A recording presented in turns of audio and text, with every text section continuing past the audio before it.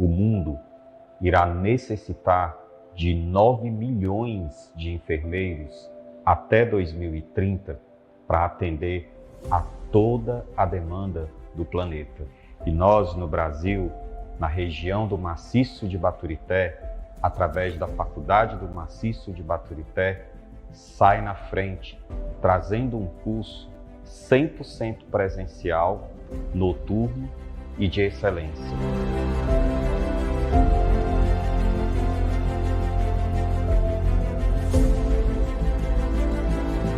Precisamos lembrar que o curso de graduação em enfermagem da Faculdade do Maciço de Baturité é o primeiro curso de graduação dos 8 municípios que fazem parte da 4ª ADS e traz professores com mestrados e doutorados e uma ampla experiência na docência para facilitar a caminhada do nosso discente.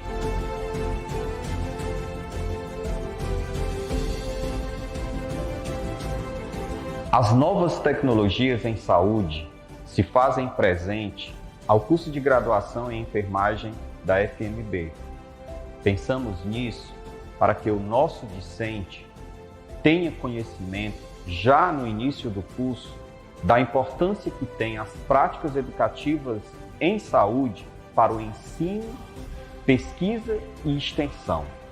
Com isso, não há dúvida que temos o melhor curso da região e que você pode transformar a sua vida através da Faculdade de Enfermagem aqui dentro da sua casa, dentro da região e dando a possibilidade de um mercado de trabalho promissor. Venha realizar o seu sonho conosco, venha ser aluno FMB.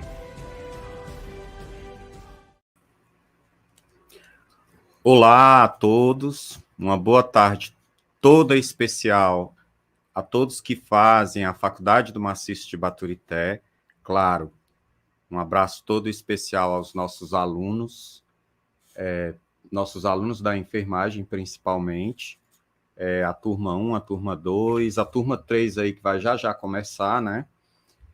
E queria já inicialmente agradecer tanto a direção geral como a direção acadêmica, esse momento de interação da Faculdade do Maciço com os nossos alunos, com o nosso público, com a nossa região, com o nosso estado do Ceará, né, e por que não o Brasil, é fundamental. E hoje nós vamos trazer um tema muito abordado na contemporaneidade, né, de suma importância, não somente para os graduandos aí do curso de enfermagem, mas é um assunto que interessa a todos os outros cursos, que interessa a todos nós, né? E eu estou aqui como convidados, né? O nosso querido professor João Cruz, que eu gostaria que se apresentasse, e a nossa querida professora Raniele Lima, que atualmente é coordenadora da Estratégia de Saúde da Família, da Atenção Básica do município de Baturité. João, dê aí suas boas-vindas. Então, obrigado, professor Marcos. Uma boa tarde a todo mundo que nos escuta hoje. Sou o professor João, professor da Faculdade do Maciço Baturité, faço mestrado em enfermagem na Unilab, né? E aí, queria mandar um abraço para o professor Marcos também, mas lá da Unilab, diretor do ICS. Mandar um abraço para os meus colegas do mestrado que estão acompanhando hoje e para todos os nossos alunos lá da nossa faculdade. Pronto, João. Então, né, vamos lá, boa tarde, Marcos, boa tarde, João, boa tarde a todos que nos acompanham, né, pela internet. E aí, dizer da satisfação, Marcos, antes de me apresentar, né, queria aproveitar a oportunidade de lhe parabenizar, né, parabenizar a faculdade pela iniciativa, né. Nós que fazemos saúde entendemos a necessidade de ter esse discurso ampliado sobre certos assuntos que, às vezes, na rotina, ela acaba passando despercebido. Mas vamos voltar aqui para a questão da apresentação. Eu me chamo Raniele Lima, eu sou enfermeira, sou formada pela Unilab, né? Aqui da Unilab. São todos crias da Unilab, e aí eu me orgulho em fazer parte dessa faculdade. Também sou especialista em saúde da família, também pela Unilab. Hoje eu faço parte, né, do grupo gestor do município de Baturité. Eu sou coordenadora da atenção básica do município, e aí aproveito também aqui a oportunidade, né? Temos aqui alunos nossos que trabalham com a gente ali na rotina, no dia a dia, e eu queria mandar um abraço para os nossos profissionais de saúde, em especial os que compõem a atenção básica, que são aqueles que estão ali com a gente na rotina, no dia a dia, né? Estão ali para atender a demanda realmente da população. Então, a vocês, o meu abraço, né? Também queria deixar aqui meu abraço para a nossa secretária, doutora Sayonara, que tem toda uma atenção, um olhar voltado para as nossas demandas da atenção básica, né? Também não posso deixar de citar aqui o nosso gestor, o prefeito, que também, o Herbli, né, tem um olhar todo diferenciado para a atenção básica, né? Ele tem um olhar cuidadoso, cauteloso, não só com a gestante, com o idoso, mas atenção básica num todo. Então, a vocês um abraço e vamos lá, Marcos. Ok. Bom, eu sou Marcos Antônio, né? Sou atual coordenador do curso de enfermagem, né? Da faculdade, que já está aí com 3 turmas. E aí eu queria aproveitar e convidar vocês para conhecer o curso de enfermagem, que tem professores e profissionais da região do Maciço de Baturité. A nossa ideia inicial era criar um curso que tivesse condições não só de absorver a demanda da região do Maciço de Baturité, mas que também pudesse dar oportunidades a mestres e doutores da região do Maciço, e a gente conseguiu isso. Talvez tenha sido por isso que o curso ele esteja com uma grande procura, né, na região, e venha já se destacando, né, as turmas iniciais já se destacando aí nos congressos, nos encontros de enfermeiros que têm sido realizados no estado do Ceará. E eu queria aqui aproveitar, agradecer também à secretária de saúde, né, e ao gestor do município de Baturité, o prefeito Herbli, que tem dado esse apoio, né, nos campos de estágio, os campos de visitação técnica Sim. da nossa faculdade, né? Nós temos alunos que vão já iniciar a parte prática, e a prefeitura abriu realmente as portas para o curso de enfermagem da FMB. A gente queria agradecer ao prefeito e à secretária por esse momento de parceria, né? A gente coloca isso já como uma parceria. E eu não poderia deixar também de agradecer e de cumprimentar a todos que fazem o Instituto de Ciências da Saúde da Universidade da Integração Internacional. Eu estive lá como aluno do mestrado, como aluno da graduação, como aluno da especialização, como professor visitante, como professor substituto. Então, assim, eu tenho uma história bem longa, né, lá na Unilab, e eu queria aqui agradecer ao professor Tiago Moura, né, o diretor do Instituto de Ciências da Saúde, a coordenação de enfermagem de lá, e a todos, né, que fazem aquela instituição pela parceria que tem, né? Nós estivemos recentemente com um grupo de alunos visitando os laboratórios. Essa parceria ela já iniciou, né, com a nossa faculdade, e a gente só tem realmente a agradecer. E deixar um abraço todo carinhoso, né, para as turmas de enfermagem. Tem gente que nesse momento está no trabalho, mas ligou lá o celular, deu um jeitinho de fugir, né, para estar nesse momento conosco, né. Eu estou vendo aqui que a gente está com pessoas do meu grupo de doutorado, né, tenho 2 colegas aqui do meu grupo de pesquisa do doutorado que estão conosco assistindo esse momento, e todas essas pessoas que de forma direta e indireta contribuem para o sucesso do nosso curso de enfermagem, né, que só vem crescendo e se destacando na nossa região. E esse nosso podcast hoje, ele traz uma discussão de suma importância, não somente para nós profissionais da área da saúde, não somente para os discentes dos diversos cursos da área da saúde, especificamente os discentes do curso de enfermagem. Essa problemática ela vem sendo apresentada pela OMS, né, pela Organização Mundial de Saúde, no último relatório que houve, né, relatório de 2020 e 2021, como uma problemática preocupante a nível mundial, né, e que vem sendo tendo destaque nos países em desenvolvimento, como a África, como os países que têm um percentual de desenvolvimento mais precário, incluindo os países da América Latina, e a gente traz aqui a discussão especificamente para o Brasil, né, puxando para a região Nordeste e inserindo essa discussão na região do Maciço de Baturité, onde a FMB está inserida, onde o curso de enfermagem funciona, né?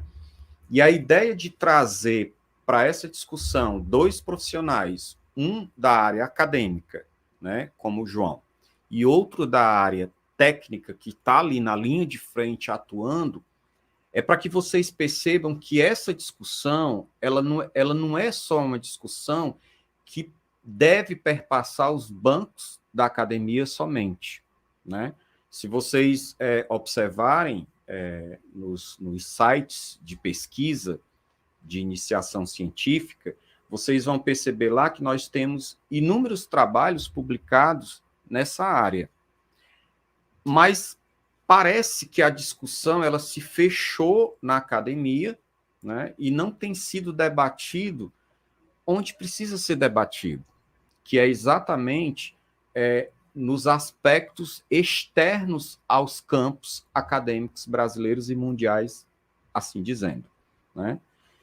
E quando a gente foi abordar esse tema pela primeira vez, né, a gente abordou já em outros momentos, a gente percebeu que o percentual de crescimento ele já vinha trazendo discussões, e isso fez com que fosse criado um caderno em 2006, né, pelo Ministério da Saúde, onde esse caderno ele dá o passo a passo de orientações para as equipes que trabalham hoje, por exemplo, na estratégia de saúde da família, e principalmente, Raniele, na atenção básica, a questão das doenças, né, das infecções sexualmente transmissíveis, né, das ISTs, e a gente traz essa discussão exatamente porque a gente quer estar contribuindo com essa problemática, esse momento de preocupação, né, que aguça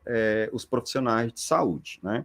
A OMS ela traz que 11,8 milhões de jovens entre 15 e 29 anos, né, estão contaminados, lamentavelmente, e alguns deles foram contaminados na primeira relação sexual, que isso preocupa mais ainda, porque me parece que a gente puxando a questão para o Brasil, aquela história de se criar e de se fixar o programa de saúde na escola, né, no início dos anos 2000, a gente trouxe essa discussão para tratar esses temas mais voltados à fase da adolescência, né, ao processo de educação do jovem, da criança. Ele falhou em algum momento, né? A gente sabe que o programa de saúde da família, dentro da escola, né, ele poderia, sim, trabalhar essa questão que a gente vai discutir hoje de forma bem didática e de forma bem inicial, né? Talvez, se isso tivesse acontecido, a gente não estaria com esses índices tão significativos a nível de Brasil, né? E quando a gente traz essa discussão, a gente percebe que esses dados eles são crescentes, principalmente na região Nordeste, nos estados do Piauí, né, Recife e Fortaleza. Quando a gente traz a discussão para a região do Maciço de Baturité, a gente percebe dados crescentes. Nós que trabalhamos na parte técnica de atendimento, e que acompanhamos alunos dos mais diversos campos de estágio da semiologia, da semiotécnica, da saúde do adulto, da própria disciplina de processo de cuidar em saúde da criança e do adolescente, em que a gente realiza atividades das práticas educativas em saúde durante os internatos, durante os estágios supervisionados, a gente vem percebendo dados crescentes, né? E os próprios dados epidemiológicos da Secretaria de Saúde do Estado, do Ministério da Saúde, os últimos relatórios, e aí eu puxo os relatórios de 2020 e 2021 principalmente, eles mostram uma crescente, tanto no que diz respeito ao HIV/AIDS como à sífilis. Elas estão andando ali juntinhas no que diz respeito às incidências, né, aos índices elevados de contaminação. E aí a gente vem se preocupando com essa questão, né? A primeira pergunta, assim, que eu queria trazer aqui para a mesa, né, para a gente poder debater, seria, Raniele, em relação ao papel da atenção básica, né? A gente sabe que a atenção básica, ela acaba sendo a porta de entrada para os principais tratamentos e acompanhamentos da saúde pública no Brasil e da saúde coletiva, né? Quando eu falo de atenção básica, eu estou falando não somente, eu não posso ter somente essa visão de que a atenção básica ela atende o hipertenso, o diabético, a gestante, né? A gente tem que tirar essa ideia de que as práticas educativas de saúde dentro da atenção básica, ela tem que estar voltada só para esse público, né? Todos os cenários de atendimento da enfermagem, né? Que, diga-se de passagem, a enfermagem dentro da atenção básica hoje são os profissionais que seguram o atendimento, né? Porque se a gente pensar em termos de atendimento, não desvalorizando os demais profissionais de forma nenhuma, mas a gente percebe que o papel da enfermagem hoje na atenção básica, desde o início dos anos 90, desde a criação do SUS, né, desde a implementação da Lei 8080, da 8142, que dá esse sustentáculo e trouxe a estratégia de saúde da família, e o SUS, que a gente percebe o papel da enfermagem. Então, assim, você hoje coordena a atenção básica de um município do maciço de Baturité, que, diga-se de passagem, em termos populacionais, é o município de maior população, tem ali em torno de quase 37 mil habitantes, e que a gente sabe que, graças a Deus, né, com todo o trabalho que os gestores municipais têm desenvolvido, o município de Baturité, principalmente na atual gestão, conseguiu ter essa cobertura da estratégia de saúde da família e da atenção básica em todas as regiões, porque o grande problema que a gente sabe nos interiores brasileiros, principalmente no nosso estado do Ceará, vamos puxar aqui realmente a discussão para o maciço de Baturité, nós temos áreas do município que para você chegar até lá, você leva em torno de 2 horas, né? E muitas vezes essas distâncias, elas dificultam muito, por exemplo, um circuito de palestras que você queira desenvolver, uma atividade educativa dentro da comunidade, né? E o município de Baturité, Raniele, a gente sabe que ele tem esse papel como o carro-chefe por ser o maior município. A 4ª regional, né, a 4ª ADS de saúde está lá, né? Que, diga-se de passagem, a nossa coordenadora lá é muito atuante. Mandar aqui um abraço para a doutora Fátima, que vem desenvolvendo há mais de 20 anos um trabalho lá na Regional de Saúde de Baturité de grande importância, né, como enfermeira, como uma profissional da área da enfermagem. Inclusive, na última cerimônia do jaleco da Faculdade do Maciço de Baturité, nós fizemos questão de homenageá-la, né, agradecer pela importância dos seus 30 anos de trabalho na enfermagem, e principalmente na região do Maciço de Baturité. E aí eu queria perguntar para ti, Raniele, você como gestora, né, como coordenadora atualmente, como é que você percebe hoje a importância que tem a atenção básica no trato do tema do nosso podcast de hoje, né? Como é que você percebe que ela pode contribuir? Vamos lá. Marcos, quando eu fui receber seu convite, né? E aí eu analisando o tema em questão. É um tema muito pertinente, né? Que às vezes, por mais que a gente não queira afirmar da forma clara, mas acaba que passando despercebido, né? Como você falou há pouco, a atenção básica ela é a porta de entrada para todos os serviços. E aí, trazendo para nós a responsabilidade de termos uma comunicação efetiva. E é aí que está a importância da atenção básica. Por quê? Porque a atenção básica, sendo a porta de entrada, ela tem a oportunidade de fazer um filtro, né? De ali receber o paciente, de dar oportunidade para ele esclarecer, para ele falar e passar ali para a equipe o que ele realmente apresenta naquele momento. E aí, o papel do enfermeiro nessa comunicação é fundamental. Nós sabemos que o enfermeiro, como você disse, não desmerecendo os demais profissionais, mas é quem faz aquela escuta ativa, é quem tem o contato direto com o paciente, e aí acaba que desmistificando, né? O tema HIV, AIDS, acaba assustando muito, né? Na década de 80, sim, era uma questão de epidemia, né? E aí se falava muito nas mortes por AIDS. O diagnóstico era algo distante, o tratamento, eu lendo esses dias, tinha tratamento de até 32 comprimidos por dia, né? O ser humano tomar 32 comprimidos por dia é uma maratona de medicação. E aí, a questão da AIDS sempre criou uma barreira, o que acaba que afastando as pessoas do serviço. E aí entra a atenção básica ali com o corpo de ACS, né, que faz aquela ligação entre a comunidade e a unidade de saúde. E aí a atenção básica entra ali na questão da busca ativa, de estar atrás, de estar envolvendo os usuários na unidade.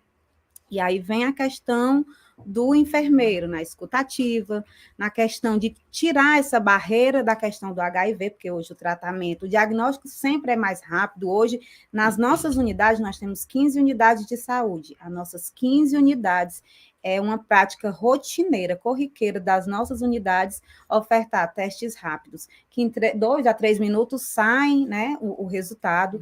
Temos também as sorologias que a gente recebe, se for necessário, refaz para poder confirmar. Então, a enfermeira, nesse contato com o paciente mais próximo, ela desmistifica, ela quebra essa barreira, ela traz o usuário para mais perto, porque a gente nota, Marcos e João, que esse medo acaba que retraindo as pessoas. As pessoas, às vezes, nem querem aceitar que tem o vírus, às vezes nem procura obter informações sobre a doença e acaba perpassando para os demais. Aí a nossa curva só sobe, né?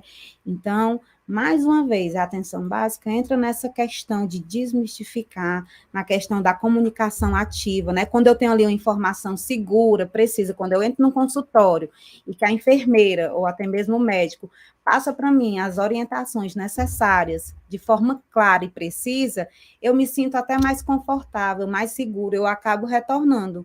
Hoje, a questão do HIV, depois de muitos avanços e pesquisas, e a literatura, né, traz muito, muito avanço nessa área, hoje você ter HIV é o mesmo que você conviver, se assemelha como uma doença crônica, como o diabetes, como a hipertensão, que requer cuidado, que requer atenção, o controle, que requer a compreensão daquilo, né?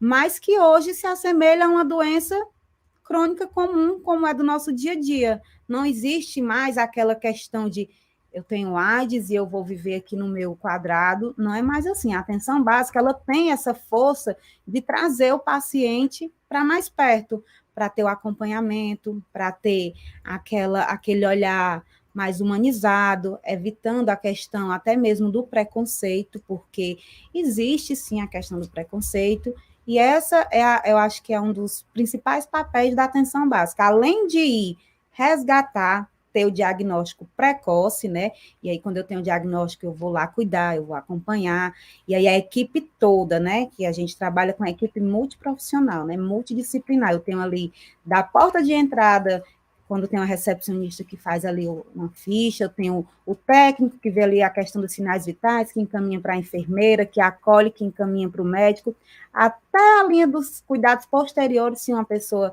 necessita de um acompanhamento psicológico, nutricional, que a gente sabe que quem apresenta um quadro de HIV necessita de um olhar, né, mais atencioso, eu tenho que ter todo um acompanhamento, né? E aí entra a equipe multiprofissional. Então, um dos fatores mais importantes da atenção básica, além de ser a porta, não ser só a porta de entrada, mas ser a porta de entrada, a que abre, mas a que acolhe, a que mantém o cuidado. Eu não acho interessante só abrir a porta, eu tenho que manter o meu cuidado, né? Eu tenho que manter meu paciente ali.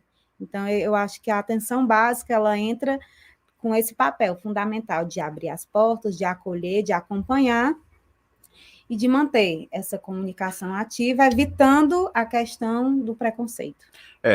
A gente percebe na sua fala que ela não só entra como uma porta de entrada, mas quando você pensa na legislação de criação do Sistema Único de Saúde, a ideia, lá no início dos anos 90, quando a gente criou o Programa de Saúde da Família, que hoje a gente chama de Estratégia de Saúde da Família, era exatamente dar oportunidade de, em cada área, né, dentro de forma interdisciplinar, e hoje a gente usa muito a intersetorialidade, a multifuncionalidade, a interdisciplinaridade como requisitos da atuação técnica para que a gente consiga levar todas as informações possíveis àquela comunidade indígena, quilombola, ribeirinha, né, rural, né, no trato da nossa questão no interior, a gente já lida muito com as regiões mais distantes das áreas urbanas,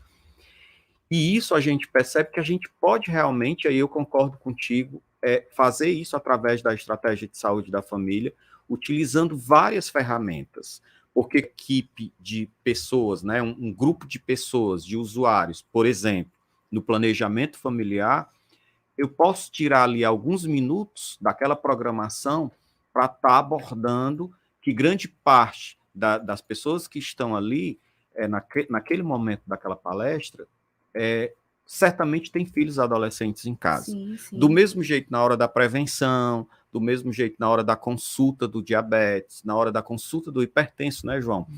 A gente pode estar utilizando esse momento para abrir um espaço para passar uma orientação que vai fazer toda a diferença para os jovens, para as famílias que têm adolescentes, porque é inadmissível que os dados das últimas pesquisas, né, o próprio Ministério da Saúde coloca isso, a própria OMS coloca isso, muitos vão contrair já na primeira relação sexual. E assim, a gente vê que os adolescentes cada vez mais iniciando a prática sexual ativa, né? Cada vez mais cedo, né? De forma cada vez mais precoce. E aí, assim, né? Eu vou até abrir aqui um parêntese. A gente tem a questão que você falou, né? De ampliar o leque de meios de utilizar-se de ferramentas para ampliar a divulgação de informação, né? E aí entra a importância do PSE, né, que é o Programa Saúde na Escola, onde as equipes, elas entram, né, saem das unidades, elas perpassam o extramuro ali da unidade de saúde, elas buscam o serviço ali em parceria com a educação para fazer ação em saúde nas escolas, nas comunidades, né? E aí também tem outro fator, né? Não sei se todos os municípios, mas o meu, claro, né? Tenho que puxar para o meu município, o meu em questão... O meu município, né? O meu. E aí o gestor, né? Tenho que abrir um parêntese para o meu gestor, que é muito atuante, né? O Herbert, ele fez a adesão ao selo Unicef. E o selo Unicef, ele traz vários temas, onde em cima desses temas nós temos algumas ações, algumas atividades a serem desenvolvidas. E todos esses mecanismos são ferramentas para que se alcance esse público-alvo, né, que é a questão dos adolescentes. E você lembrou agora do Programa de Saúde na Escola, né, criado lá em 2007, né? E praticamente ele se estendeu em termos de legislação em 2017, né, com o decreto que foi criado, e aí a gente percebe que eu posso fazer uso dessa ferramenta, né? Levando o profissional para dentro das escolas públicas, por exemplo, né? E tentando, de alguma forma, trabalhar as práticas educativas em saúde, que hoje são fundamentais no dia a dia do profissional, principalmente do enfermeiro. Quem mais faz práticas educativas em saúde no mundo somos nós, enfermeiros. Sim, temos um diferencial, né? Nós conseguimos abordar temas que, diga-se de passagem, temas pesados, né? Mas de forma suave, né? De forma branda.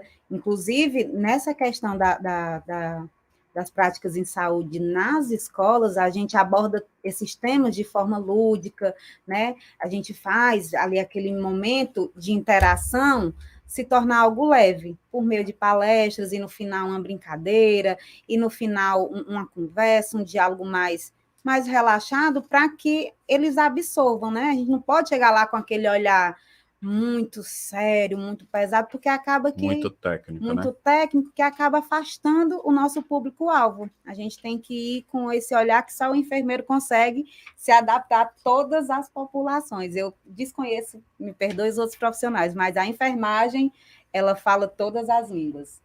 Do inglês ao japonês, nós falamos todas as línguas, e é aí que eu me encho de orgulho de fazer a enfermagem, né? E hoje fico feliz de ver, né, que no meu município tem um curso de enfermagem. Na minha época, na época do Marcos, penávamos. Apesar de ter sido há bastante pouco tempo. Há bastante pouco tempo, mas a gente penava. Eu não penava tanto porque sempre ia com o Marcos, mas ali tinha a questão de pegar de carona. Olha, gente, ela pegou muita carona comigo, viu? Sim, sim. Mas hoje tem um curso de enfermagem dentro do município, e aí eu falo para vocês... E com a qualidade que tem. Olha, nós só temos professores com mestrado e doutorado, vindos de universidades públicas, não desvalorizando as outras, professores que vêm da pesquisa, da iniciação científica. Quando a gente faz isso, é porque a gente precisa ter um curso de qualidade. Né? E aí vocês, enquanto alunos, valorizem o curso dentro do município, porque só quem sabe o sufoco que passa pegando ônibus em Fortaleza. Eu dei sorte de pegar carona, mas também tive alguns sufocos no ônibus. Valorizem, porque é uma profissão que vale a pena no final. Já nós vamos conversar com o nosso querido professor João, mas antes de conversar com o João, a gente queria ver se tem alguma pergunta aí no chat. Vamos ver aqui. Vamos dar uma olhadinha aqui para ver se nós temos.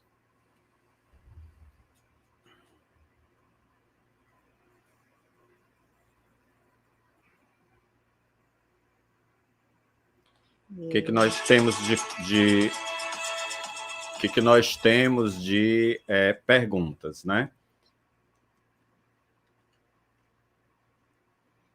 Eita. Eu não estou conseguindo visualizar bem aqui as perguntas. Vocês dão uma olhadinha aí e vão selecionando as melhores para a gente, e a gente vai estar respondendo. Enquanto isso, João, nós sabemos que é fundamental a participação da universidade, da academia, dentro dos cursos de lato sensu e stricto sensu, e principalmente na graduação, em algumas disciplinas, por exemplo, lá na nossa faculdade, né, na FMB, nós temos as práticas interdisciplinar 1, 2 e 3 na matriz curricular do curso. Quando a gente pensou essas disciplinas, a gente pensou exatamente em fazer com que o aluno, desde o primeiro semestre, né, da graduação, ele tenha a possibilidade, ele tenha a oportunidade de debater temas ligados à sua área, de fazer abordagens institucionais ligadas ao curso, já no início mesmo do curso, né? E a gente percebe que durante a graduação é possível, em algumas disciplinas que têm estágio supervisionado, por exemplo, como a semiologia, a semiotécnica, a própria saúde do adulto, né? E os internatos, se trabalhar essas questões nos vários momentos dos campos de estágio, né? Você, como aluno de mestrado, né, de enfermagem, como é que você percebe essa contribuição, né, tendo feito parte e atualmente fazer parte, essa contribuição da universidade nessas discussões como essa que a gente está abordando hoje? Bom, professor, primeiro eu gostaria de fazer uma reparação com relação ao nome do professor Tiago, né?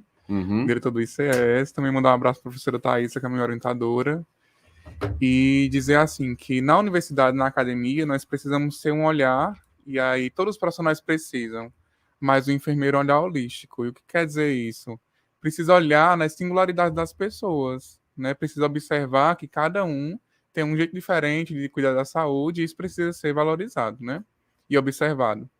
E aí, dentro do curso de enfermagem, principalmente, tem disciplinas e tem assuntos que necessitam ser aí abordados transversalmente, ou seja, durante todo o curso. E as ISTs é uma delas, né, que necessita de um olhar tanto do acadêmico como do docente, para que ele possa aí estar sempre em busca de novos conhecimentos, né? E dentro da academia é necessário que ele desenvolva habilidades práticas, críticas e reflexivas com relação a isso. Porque levar o estigma para fora da academia é uma coisa que o aluno ele não pode fazer. Porque isso acaba que reforçando preconceitos já passados, né? Principalmente aí com HIV, e que necessitam realmente serem ultrapassados. Um dos principais desafios que nós temos, talvez, no curso, é observar essa questão do HIV, observar as ISTs, não só como um problema de saúde, mas um problema que necessita ser cuidado por mim como profissional e que eu preciso me despir até dos meus próprios conceitos e preconceitos para tratar uma pessoa que esteja nessa situação, né? E aí é necessário, por exemplo, que o aluno ele se engaje na pesquisa, ele se engaje em atividades de extensão, ele procure saber mais sobre essas questões, porque são questões que relativas à prática e que vai uma hora ou outra aparecer, né? E dentro da universidade, você tem vários campos de atuação com relação a isso. Então, eu posso ir para uma extensão em que me ajuda a refletir um pouco melhor sobre as STs, que aconteceu comigo na graduação, né? Fazia parte de um projeto chamado Adolescer com Saúde, onde nós levávamos práticas e oficinas para uma escola estadual da cidade de Crato. E aí nós tínhamos um projeto com aqueles alunos. E uma das oficinas era IST. Contudo, nós observamos que os alunos eles não tinham tanto conhecimento com relação à temática e principalmente com relação às prevenções. Eles achavam que, por exemplo, o uso preservativo era só para prevenir a gravidez e não para prevenir ISTs. Inclusive, muitos deles nem sabiam como usar, né? E isso é uma fala importante porque revela-se os dados aí do último boletim da HIV que os heterossexuais também têm uma grande prevalência na AIDS. E aí nós sabemos que os estágios do HIV, eles são em 4, né? Ele começa no HIV, a contaminação, passa por outros 2 estágios latentes até chegar na AIDS. Que aí nós temos o declínio de linfócito CD4 no organismo e faz o enfraquecimento, e aí todas as doenças oportunistas relativas. E é importante dizer isso porque se chegou até o HIV, se chegou até a AIDS, é porque alguma coisa de prevenção, de controle, falhou lá no início. E é necessário que a academia ela utilize desses artifícios que nós sabemos próprios da enfermagem, principalmente, levar para as escolas. Levar, por exemplo, dentro do curso, dentro das disciplinas, como, por exemplo, de processo de cuidado em saúde da criança e do adolescente, né? Que é uma disciplina do curso de enfermagem, práticas integrativas, levar os alunos a essa reflexão. É preciso também nós conversarmos sobre isso nas escolas. É preciso mentalizar um pouco sobre isso também na academia. Eu lembro que a universidade ela usa muito das oficinas que a gente desenvolve na escola, por exemplo, na disciplina de processo de cuidar em saúde da criança, tem uma parte da disciplina que a gente tira para fazer oficinas de saúde nas escolas. E eu lembro que a gente utilizava muito, né, Raniele? Acho que tu deve lembrar das atividades que a gente desenvolvia nas escolas do município de Acarape, de Redenção, de Baturité, né? a fala do João foi muito pertinente para mim, eu pegando seu dia aqui do Crato, foi muito pertinente. Eu também fui bolsista da professora auxiliadora, a quem eu tenho um carinho muito especial. Abraço, né? para a Professora auxiliadora. Prefeita do município de Barreira. E aí nosso público-alvo era os adolescentes de Barreira. E aí o João falando, né, que eles associam o uso do preservativo à questão da gravidez. O nosso tema era gravidez na adolescência, tinha outra partezinha, eu não lembro no momento. E aí, quando a gente ia começar a ler a palestra, eles diziam, tia, eu já sei, a camisinha é só para evitar a gravidez. Eles não tinham a percepção de que... A noção da importância. E aí, realmente existe a falha, né? Porque realmente perpassa essa informação de um para o outro, e aí mora o perigo, né? Quando eu não tenho uma linguagem tão clara e quando eu tenho uma linguagem de qualquer forma. O João falando aqui da questão, né, dos estágios da AIDS, eu vinha conversando com o Marcos antes de te encontrar, que às vezes as pessoas nem têm essa percepção ou o entendimento de que HIV e AIDS são coisas distintas. Eles não sabem que eu posso ter HIV e não ter AIDS. Eu estou ali com o vírus, né? Mas eu não desenvolvi nenhum... Raniele, só te cortando, isso aí que você está colocando, você já está respondendo aqui uma das perguntas que foi feita aqui no chat, né? Em relação a essa questão, né? Por favor, continue. Aí dando a diferença dos dois. Eu não sei como foi feita a pergunta aí, mas no caminho, a gente conversando, e eu dizendo, né, Marcos, a questão desse número crescente, às vezes não é nada extraordinário, é a comunicação. Né? Às vezes, eu não falo da Unilab, mas às vezes a universidade está muito intramuro. Ela esquece de botar ali a prática, que é o que eu vivo ali nas minhas unidades. Eu posso aprender a falar do que é HIV e do que é AIDS e explicar que, tecnicamente, que o HIV é o vírus que está em mim e que eu posso ter HIV e não ter AIDS. Mas eu não posso passar dessa forma para quem não tem esse olhar de quem está ali dentro da universidade. Então, eu acho que às vezes, a falha realmente é no mínimo, é no detalhe, é na comunicação. Olha aqui a pergunta do Mário Júnior, né? Suponha que eu pegue essa doença. Quais os primeiros passos, os primeiros cuidados para tratá-la? Né? Atenção básica, como seria? E aí, aqui, falando da nossa experiência, né? Graças a Deus, eu não tive nenhum caso depois que eu assumi a atenção básica. Mas a unidade de saúde, ela está de portas abertas. Hoje, com o avanço, né, das pesquisas, de tecnologias, hoje todas as unidades de saúde, básicas de saúde... Testes rápidos. Tem os testes rápidos e eles têm total condições de acompanhar um paciente que se encontre contaminado pelo vírus. Antes a gente se utilizava muito, e aí eu estou falando porque eu tive contato com a antiga coordenadora, né, e fui me certificar como que se dava esse processo, e ela me confirmou que antes tinha a questão do paciente se dirigir ao São José, né, ao Hospital São José em Fortaleza, o que não proíbe de que hoje ele continue fazendo isso. Mas antes era algo bem corriqueiro já se direcionar ao São José. Mas hoje toda a atenção básica, toda a rede de atenção básica, eu acredito que até do Maciço, né? Eu falo pela minha experiência local, todas as unidades, elas têm sim condições de receber o paciente, diagnosticar, tratar. E aí, se por um acaso ele venha, né, não venha manifestar e aí ele apresentar sintomas mais severos, aí a gente encaminha para os especialistas, como infectologistas, e aí a gente entra em parceria com o São José. É interessante que a pergunta dele é se eu pegar, né, essa doença, se eu pegar a AIDS, né? Na realidade, não vai pegar AIDS. Pois é, na realidade, a gente já percebe aí uma certa dificuldade de compreender, ainda bem que você explicou muito bem, né? Que leva-se um período de 3 a 10 anos, né, para ver essa manifestação da doença. Mas por que é importante, por exemplo, se ter nas unidades básicas, inclusive lá na Faculdade do Maciço de Baturité, eu lembro que na semana de enfermagem, na primeira semana de enfermagem que nós desenvolvemos esse ano, no mês de maio, nós abrimos um espaço lá de atendimento pelos profissionais, pelos professores, né, docentes, e também pelos alunos, para exames das ISTs, né? Quem quisesse, a gente divulgou lá na faculdade, e teve uma grande procura, né? Todos os cursos estiveram lá para fazer o teste rápido. Por que é importante esse momento, né?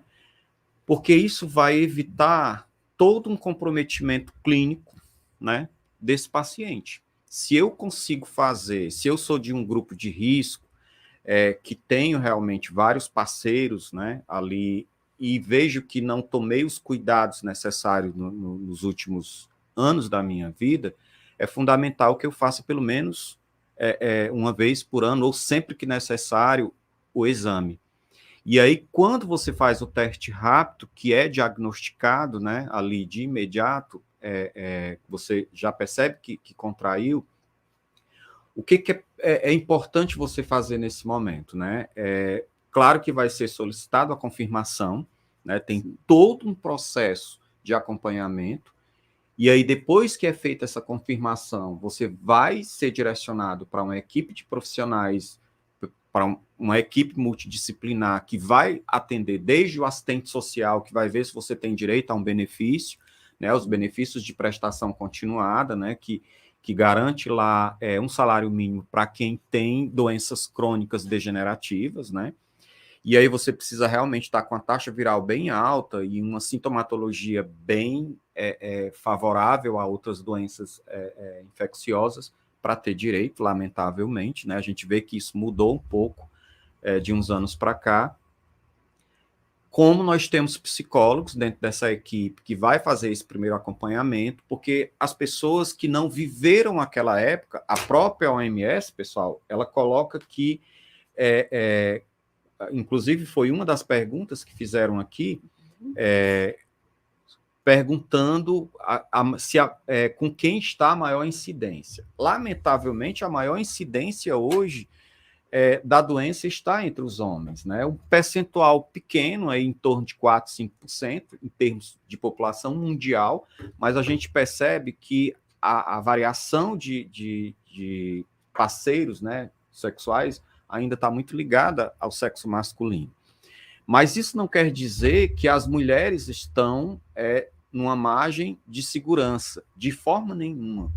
Se vocês avaliarem o início dos anos 2000, houve uma crescente, segundo os dados do Ministério da Saúde do Brasil e os próprios dados oficiais da OMS, de contaminação entre as mulheres, né? E aí, quando a gente sai da linha das mulheres, entra a linha dos idosos, né? Que foi um outro momento crítico, a partir de 2010, da incidência entre os idosos, né? E aí a gente sabe que está tudo ligado a um contexto de mudanças de comportamento que nós temos na população do mundo. A própria tecnologia ela vem contribuindo para isso. A gente sabe que o Viagra ele trouxe essa contribuição em termos de injetar ali um desenvolvimento sexual na terceira idade, que levou a isso, e outras tantas tecnologias disponíveis hoje para você ter uma vida sexual ativa mais longa, vamos dizer assim, né? Mas o que nos preocupa, João? Será que a universidade, será que os cursos de enfermagem, que são tão importantes para as discussões dessas temáticas, está deixando a desejar em algum momento? Será que a gente não poderia fazer mais? A pesquisa é crescente, a gente vê que o enfermeiro ele pesquisa muito. Se você entrar no Cielo, nos grandes sites de pesquisa, você vai ver que existem muitas pesquisas da enfermagem na área. Mas por que os índices ainda são crescentes em setores que são importantes? Na questão dos idosos e agora na questão dos adolescentes. Onde é que a gente... e aí eu jogo essa discussão aqui, tanto para a atenção básica, né, que entra numa determinada linha de raciocínio, e a própria universidade, que tem esse papel de educar e de formar profissionais que sejam capazes de lidar diretamente com essas questões. Como é que vocês veem isso? Como é que tu vê isso, João? Se nós formos observar as pesquisas, né, na área da enfermagem com relação ao HIV, AIDS e às DSTs no geral, mesmo sendo muitas delas não dão retorno social devido à população. E eu acho que aí está o problema, né? É feita uma pesquisa, às vezes grande, durante 2 anos ou 4 anos de doutorado, e essa pesquisa ela não chega na população, nem na população que esteve sendo alvo da pesquisa e nem outro tipo de população que possa vir a ter contato ou querer saber um pouco mais sobre isso, porque os pesquisadores ainda não tiveram a consciência de, depois que realizar e publicar seus artigos, levar os mesmos para as populações que fizeram as suas pesquisas. Esse é um grande desafio da academia. E aí, mesmo tendo também pesquisas com relação a isso na área, é interessante você ver que até o próprio Ministério da Saúde, ele ainda comete alguns erros, como, por exemplo, as mensagens que são vinculadas na internet, eu tenho um estudo sobre isso, com relação a imagens. Nós temos uma campanha de AIDS no Carnaval. E aí, essas imagens que são veiculadas, eu estudei com o Instagram, a imagem que está lá, às vezes ela é muito impositiva, às vezes ela é no imperativo, os verbos são no imperativo, a pessoa se sente oprimida, né? Então não é efetivo, não é uma linguagem efetiva, não é uma coisa que vai chamar a atenção. Às vezes é uma coisa por obrigação, e a gente sabe que é muito difícil você querer fazer alguma coisa por obrigação de fazer. E principalmente se tratando dos cuidados em saúde. A pessoa tem que ter o autocuidado, tem que querer também fazer isso. Né? E para querer fazer isso, precisa ter conhecimento, um conhecimento acessível, um conhecimento com a linguagem mais adequada. E a gente observa que até nas mensagens vinculadas pelo próprio Ministério não existe muito isso, né? E aí, se também nós vamos levar para a questão do preconceito e do estigma que ainda existe com relação a essas pessoas, é muito grande. Mesmo que, por exemplo, a PrEP e a PEP tenham ajudado a diminuir os casos de HIV, principalmente em pessoas profissionais do sexo, homossexuais, que buscavam mais isso anteriormente, né? Hoje é mais liberado para todas as faixas etárias e orientações sexuais também. Mas digamos que isso tenha sido um fator interessante, mas também não é divulgado.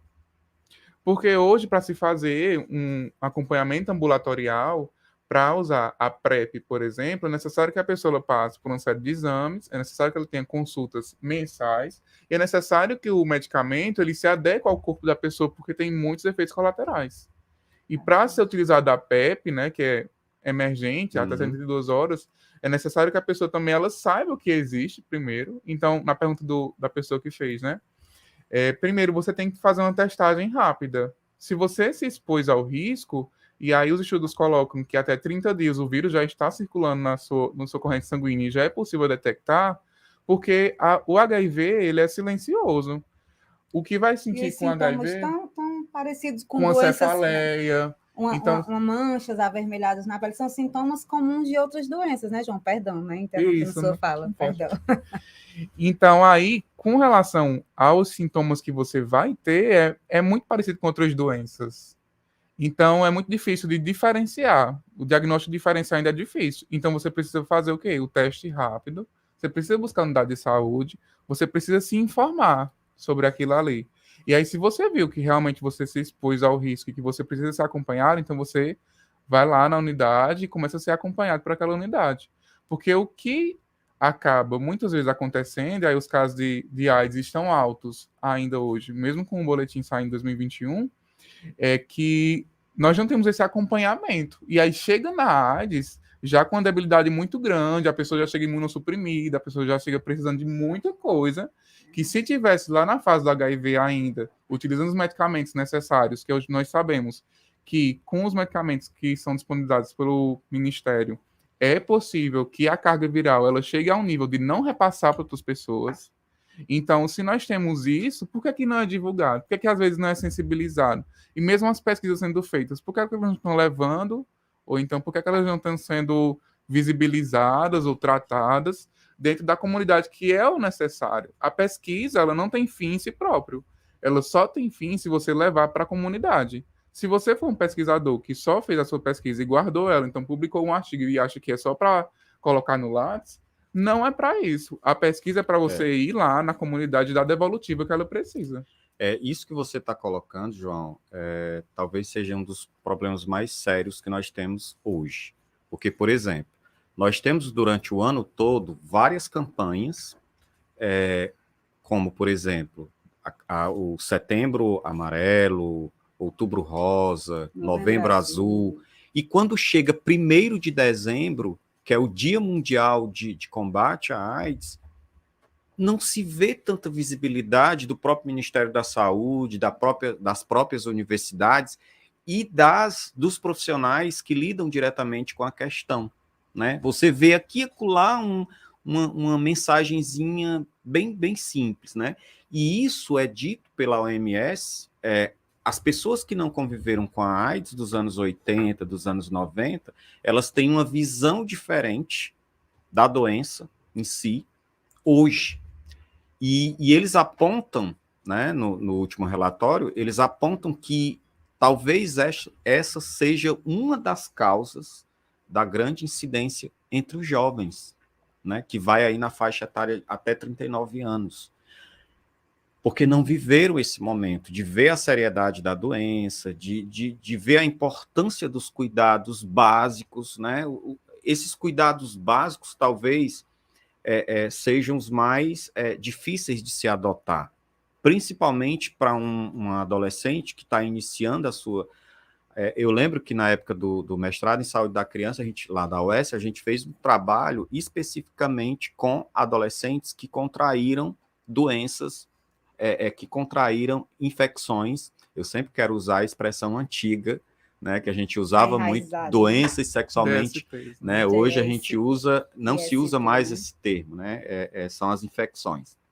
Justamente pelo HIV, porque é uma infecção, não é uma doença. Exatamente. A doença é a AIDS, né? E aí eu lembro que esse trabalho que a gente fez foi um trabalho dentro de uma comunidade pobre de Fortaleza, né? E aí quando a gente chegou para fazer esse trabalho, né? Dentro dessa comunidade, a gente se deparou com uma realidade muito mais precária do que aquela que a gente iria abordar. Então, realmente difícil quando você não vê a rede de proteção da saúde. E aí, quando eu falo de rede de proteção, eu estou colocando aqui não somente a atenção básica, não somente o trabalho que é desenvolvido nas várias unidades de saúde. A gente sabe que a ideia de você ter uma unidade básica de saúde dentro de um território ali, que possa ter esse link com a comunidade através do agente comunitário de saúde, é fundamental. E aí a gente poderia, Raniel, fazer uso da importância que tem, por exemplo, o agente comunitário de saúde nessa divulgação e nesse esclarecimento, né?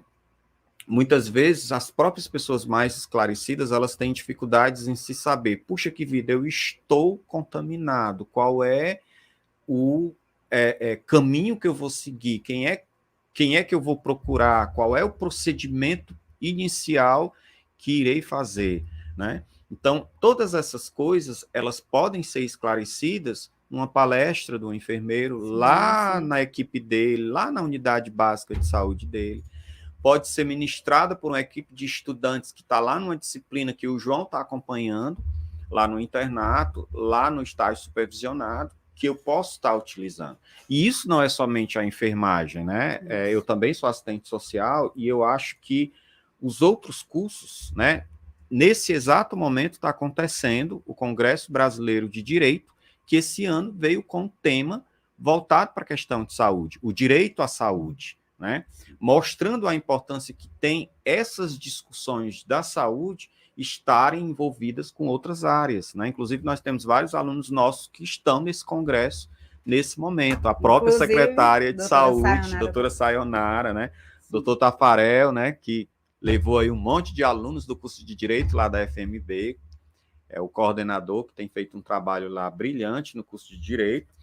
E a gente percebe que se a gente conseguir trabalhar de forma intersetorial, a intersetorialidade, quando a gente começou a discutir no final dos anos 90, a importância que tinha a intersetorialidade, a gente via que isso poderia contribuir muito para o trabalho das equipes.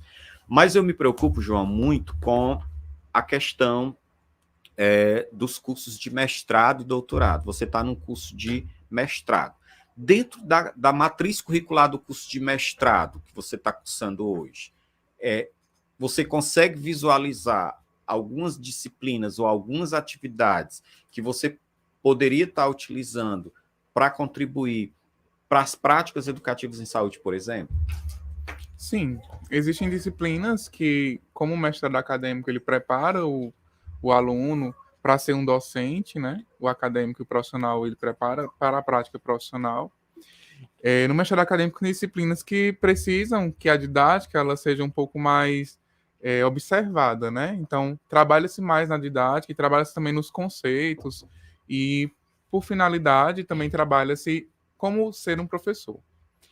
E aí, nessas disciplinas é necessário que o aluno, né, ele esteja inserido em um debate que vai ser colocado, o tema ali a ser exposto, e ele vai discernindo, discutindo sobre aqueles temas. Contudo, às vezes, alguns temas eles são negligenciados, né? E aí, muito difícil você conversar sobre isso, e às vezes as pessoas, elas até faltam aos seminários quando são temas mais ligados a doenças negligenciadas, quando não são temas que são impactantes ou fortes, diria assim, como cardiovascular, cerebrovascular, diabetes, que são corriqueiros, né?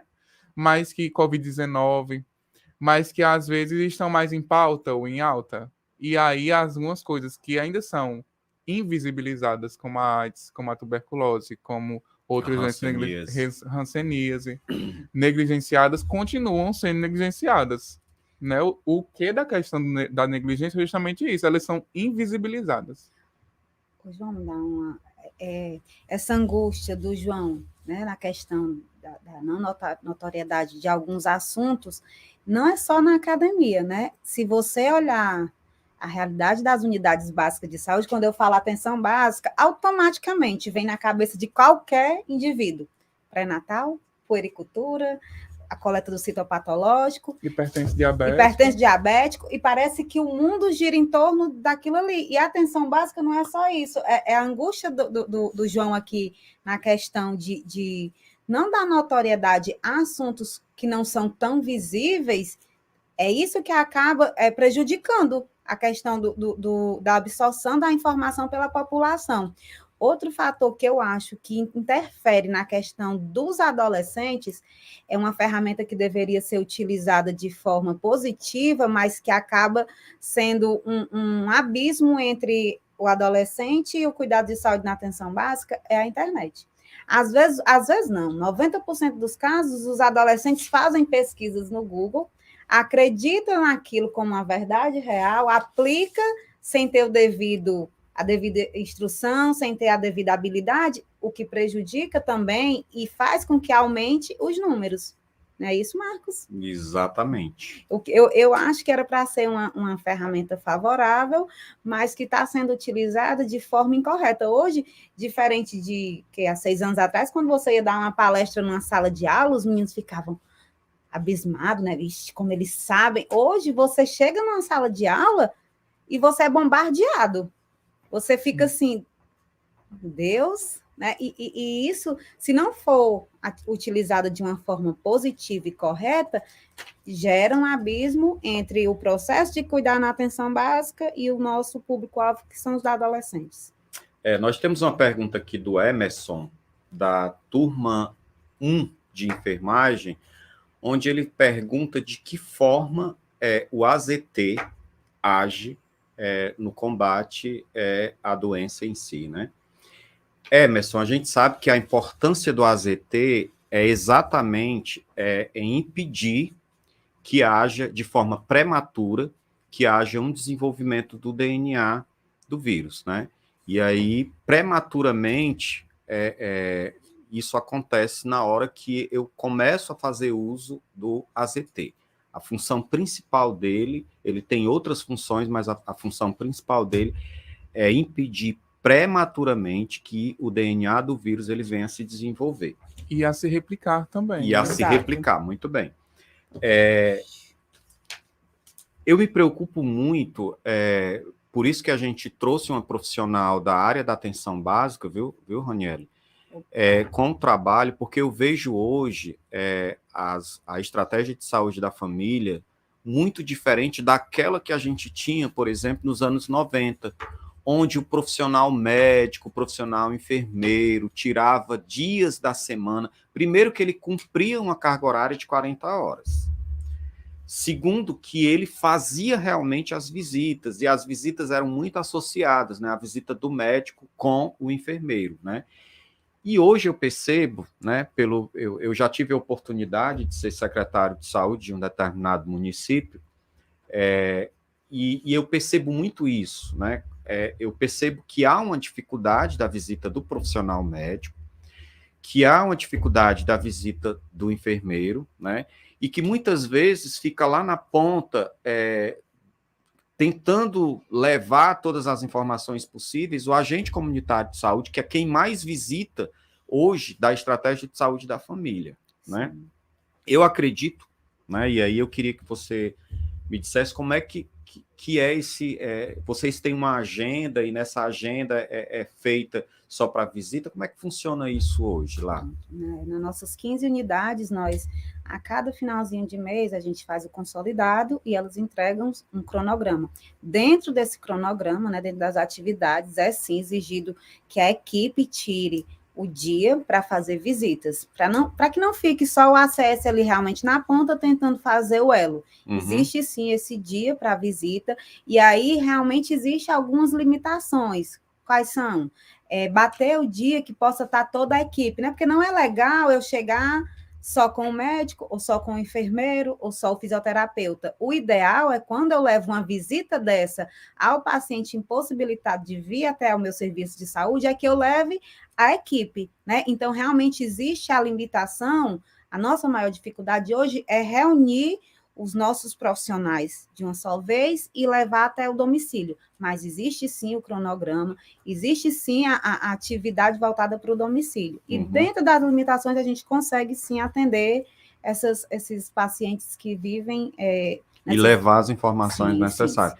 Eu coloco isso, gente, porque a gente sabe que a logística dos municípios brasileiros, né, a questão da não realização da visita, ela muitas vezes ela não é porque o profissional não queira ir. Né, a gente tem sabe a questão disso. Também da locomoção, né? Tem as estradas, questão dos transportes, né? No inverno é muito difícil. A gente viu agora durante a pandemia da Covid-19 uma trajetória brilhante dos profissionais da enfermagem, atravessando o rio, subindo serras e descendo morros, para levar a vacina aos lugares mais odiernos possíveis, né? Mais difíceis possíveis. E aí a gente percebe que muitas vezes está ligado à questão geográfica, está ligado à questão das condições econômicas, territoriais, questão de transporte, que hoje é um desafio para os municípios de pequeno porte 2, né, que aí tem uma população em torno de 30 mil habitantes, né, e quando a gente fala das dificuldades, a gente não é que o profissional, né, esclarecendo, não é que o profissional ele não queira estar realizando. E dentro, né? da nossa...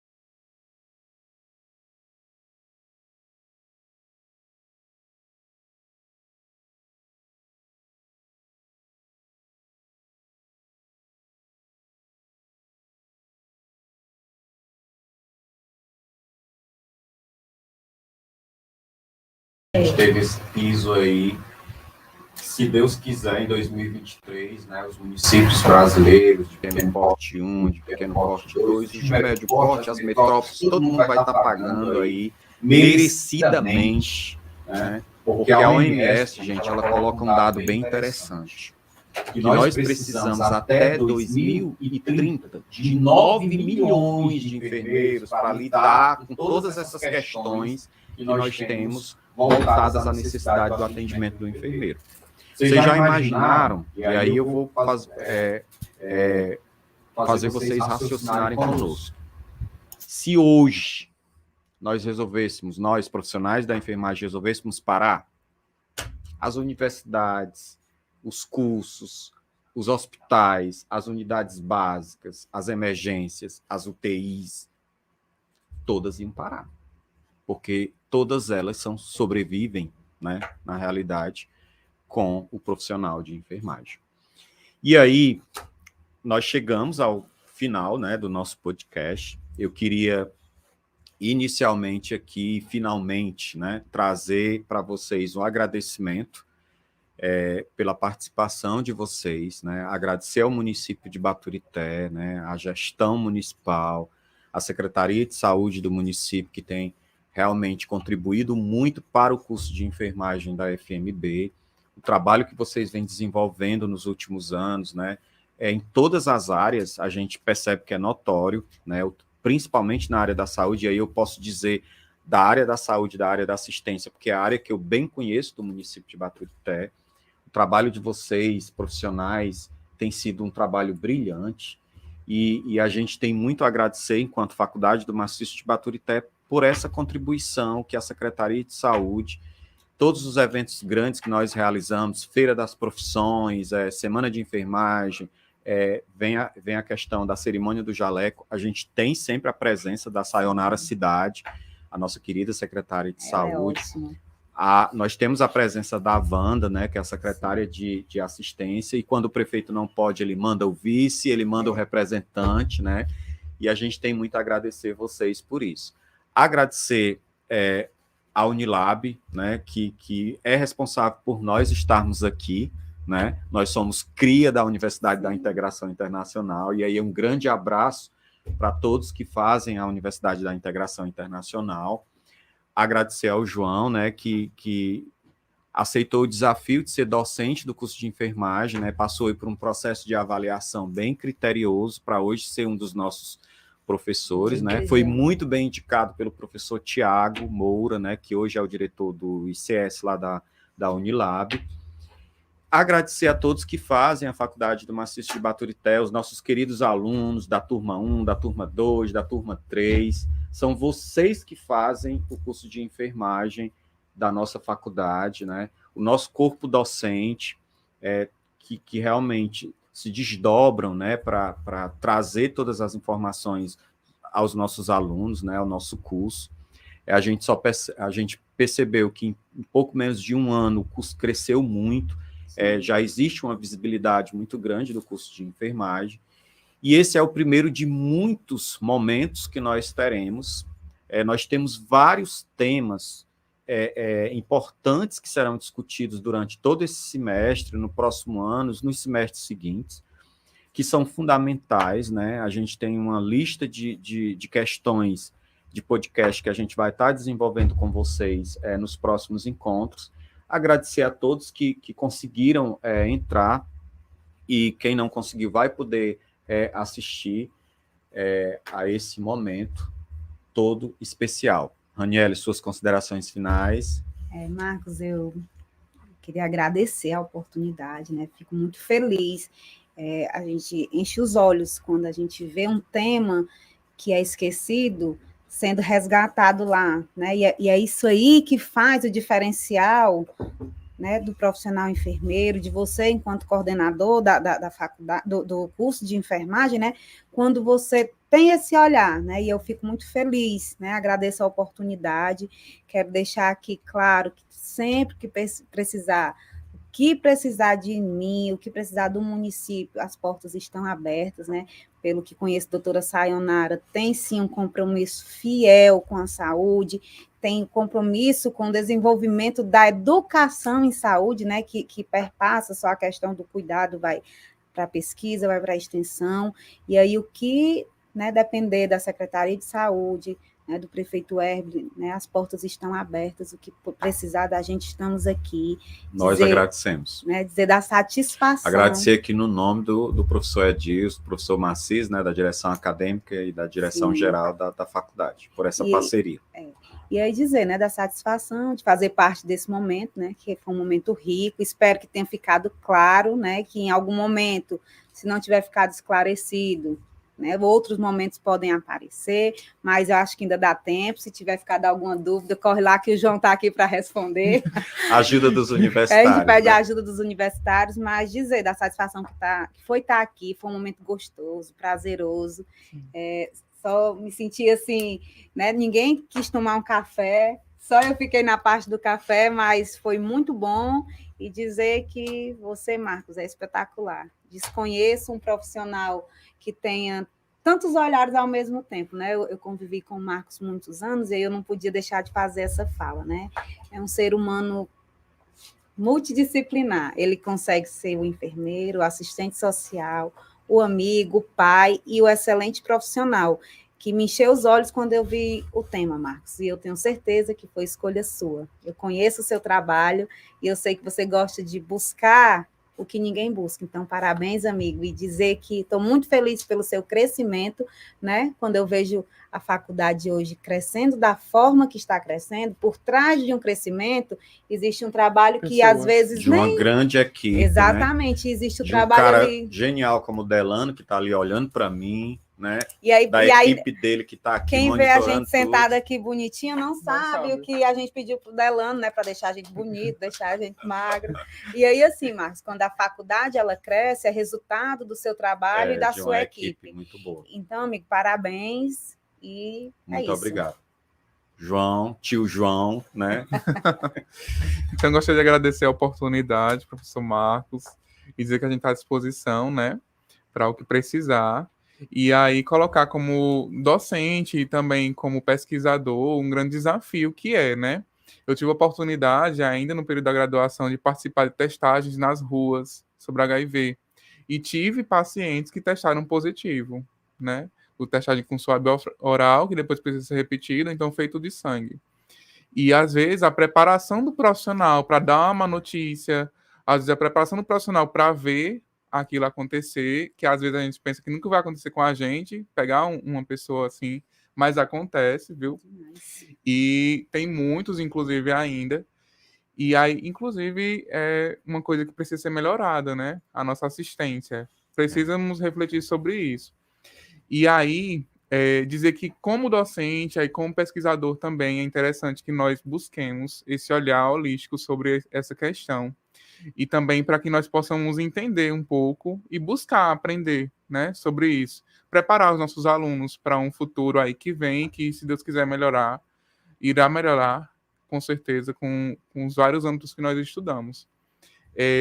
Não é a minha linha de pesquisa, as ISTs, é a cardiovascular, do risco cardiovascular, mas é uma temática que é transversal e que é necessária. Nós fazemos esse tipo de debate, aí parabenizo o professor por ter trazido essa oportunidade de debater sobre isso. É importante nós fomentarmos na pesquisa, na graduação, na extensão, esse tipo de temática, porque é uma temática, às vezes, esquecida, como a colega falou, e é uma temática que precisa ser valorizada. E as pessoas que são pessoas hoje vivendo com HIV, né, o PV-HIV, elas também precisam ser cuidadas e olhadas de forma diferenciada.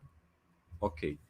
Então, muito obrigado a todos. Um forte abraço. Agradeço a todos por esse momento e até a próxima, que será bem próximo. Segundo a OMS, Organização Mundial de Saúde, o mundo irá necessitar de 9 milhões de enfermeiros até 2030 para atender a toda a demanda do planeta. E nós, no Brasil, na região do Maciço de Baturité, através da Faculdade do Maciço de Baturité, sai na frente, trazendo um curso 100% presencial, noturno e de excelência.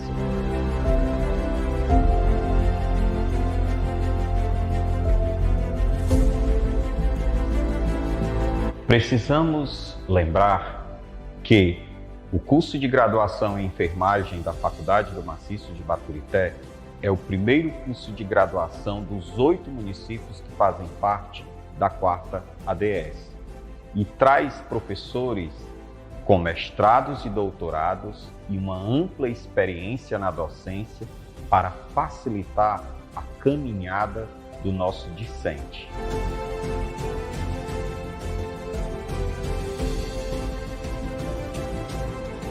As novas tecnologias em saúde se fazem presente ao curso de graduação em enfermagem da FMB. Pensamos nisso para que o nosso discente tenha conhecimento já no início do curso da importância que tem as práticas educativas em saúde para o ensino, pesquisa e extensão. Com isso, não há dúvida que temos o melhor curso da região e que você pode transformar a sua vida através da Faculdade de Enfermagem aqui dentro da sua casa, dentro da região e dando a possibilidade de um mercado de trabalho promissor. Venha realizar o